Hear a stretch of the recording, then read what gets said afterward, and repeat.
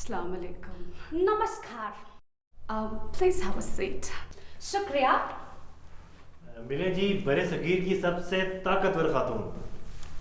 ताकतवर?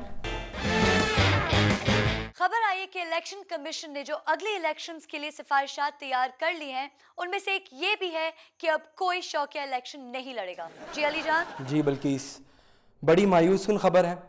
इस तरह तो कल को यह भी हो सकता है कि शौकिया बॉयकॉट करने वालों पर भी पाबंदी लग जाए। शौकिया इलेक्शन लड़ने से आखिर क्या मुराद है? बाकी क्या मजबूरी में लड़ते हैं? जी बल्किस, ये जो बड़े बड़े सियासतदान हैं, इलेक्शन इनकी मजबूरी है। ये इलेक्शन ना लड़ें तो किससे लड़ें? मगर जो शौकिया हैं, ये बाकायदा सियासतदान तो नहीं, बस शौक की खातिर ये इलेक्शन की जान होते हैं। जैसे सलीम किरला, रहमत छोले वाला, शफीक मंजीआला वगैरह वगैरह। लोग इन्हें इलेक्शन में खड़ा करते हैं इसलिए कि कोई तो हो इन जैसा। और मजे की बात है कि बाद में इन्हीं का मजाक उड़ाते हैं और जिन सियासतदानों से नाला होते हैं उन्हीं को वोट देते हैं। अली जान, ये भी सुनने में आ रहा है कि 5% वोट हासिल करने वाली जमात को इलेक्शन लड़ने की इजाजत नहीं दी जाएगी। तो इमरान खान और शेख रशीद का क्या होगा? ये टेक्नोक्रेट की सीट पे आ जाएंगे। बल्कि ये टेक्नो के साथ क्रेट क्यों लगाते हैं? मौजू में रहिए। इलेक्शन कमीशन को अपने सिफारिशात का जायजा लेना चाहिए। आफ्टर ऑल लड़ना हर एक का हक है। अभी उसकी मर्जी कि घर में बैठ के लड़े या अगर घर में लड़ने की हिम्मत नहीं है तो बाहर जाके इलेक्शन लड़े। अली जान, इस पे किसी माहिर की राय ले ले। बल्कि इस तमाम माहिर और उनकी लाइंस बिजी हैं, बड़े बड़े चैनल्स को राय दे रहे होंगे ना। लेकिन फिक्र ना करें, किसी ना किसी को पकड़ता हूँ। अस्सलाम वालेकुम। नमस्कार। Please have a seat.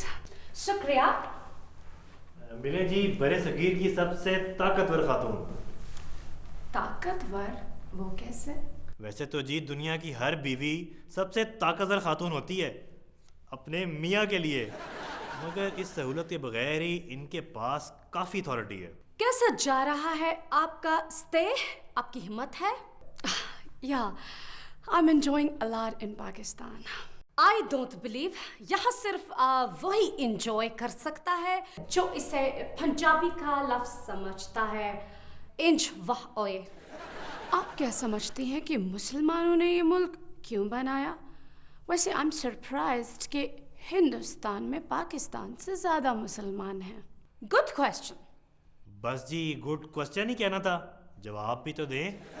ये पाकिस्तान स्टडीज का सवाल है जिसमें आपके MA पास नहीं होते हैं। मैं तो एक फॉरेनर हूँ। एक बार अपने इलेक्शन जीतने के बाद वज़ीर-ए-आज़म ना बनने का फैसला कैसे कर लिया? ऑपोजिशन के डर से।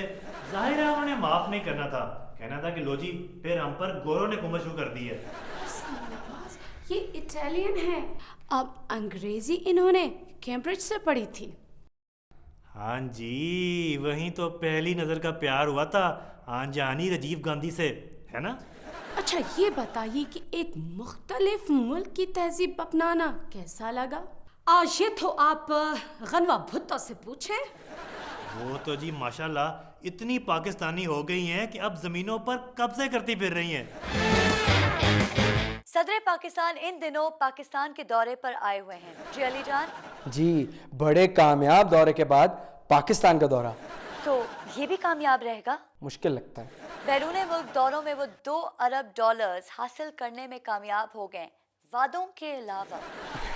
लेकिन हमारे एक पॉलिसी इंस्टीट्यूट के मुताबिक दहशतगर्दी के खिलाफ जंग में पाकिस्तान तकरीबन 670 अरब का नुकसान करवा चुका है। ये भी तो देखो ना कि तकरीबन $7 खरब के बोझ तले दबे मुल्क अमेरिका से कुछ ले आना काफी बड़ी बात है। तो फिर सदर पाकिस्तान चंद दिन पाकिस्तान में रहेंगे?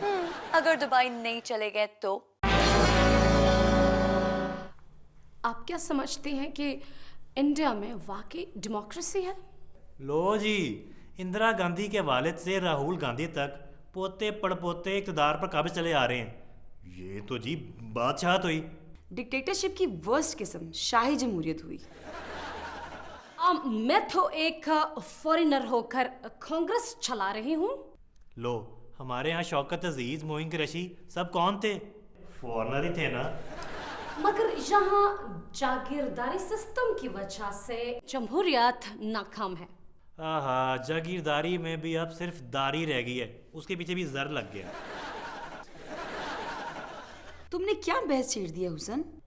हाँ, वो क्या सोचेंगी हुसन नवाज? इंडियन सियासतदान सोचते भी हैं। नो, मैं आज़ादी इजहार की कायल हूँ। कश्मीर में भी? ये पाकिस्तानी हर मामले में कश्मीर को बीच में क्यों ले आते हैं? लो, हम तो अब फिर कश्मीरियों को लेकर आ रहे हैं, मियाँ साहिबान को। मैं तो चाहती हूँ कि दोनों मुल्क अमन से रहें। रहने दे, हमने आपकी तकरीरें सुनी है। वेल, कॉन्ग्रेचुलेशंस कि आप जीत गए हैं। आपने ख्वाहिश का इजहार किया है कि राहुल कैबिनेट का हिस्सा होना चाहिए, तो क्या ये राहुल का वजारत उज़्मा की तरफ सफ़र का पहला कदम है? इंडिया के लोग जिस तरह चाहेंगे। इंडिया के लोगों को क्यों ला रही हैं दरमियान में? ये तो आपकी अपनी ख्वाहिश है। मैं कबल अज वक्त कोई बात करना नहीं चाहती। क्यों? किस वक्त से पहले? हुसन Nawaz, behave yourself. Guinness book of world records में हमारी तरफ से 2 नए रिकॉर्ड्स। अताउल्ला ईसा खेलवी ने 700 एल्बम्स रिकॉर्ड करवा के रिकॉर्ड बनाया है या रिकॉर्ड लगवाया है, और दूसरा रिकॉर्ड है मसला कश्मीर का। ये दुनिया के सबसे बड़े फौजी तनाज़े के तौर पर इस रिकॉर्ड बुक में शामिल किया गया है। मगर बल्किस, दूसरा रिकॉर्ड तो इंडिया के हिस्से में जाना चाहिए, बल्कि साथ साथ उन्हें ढिठाई और बेहिसी का अवार्ड भी मिलना चाहिए। लेकिन 700 ऑडियो एल्बम्स रिकॉर्ड करवाना उनका कमाल नहीं है। क्या कमाल है? बंदा एक दफा रोए या 700 दफा, फर्क क्या पड़ता?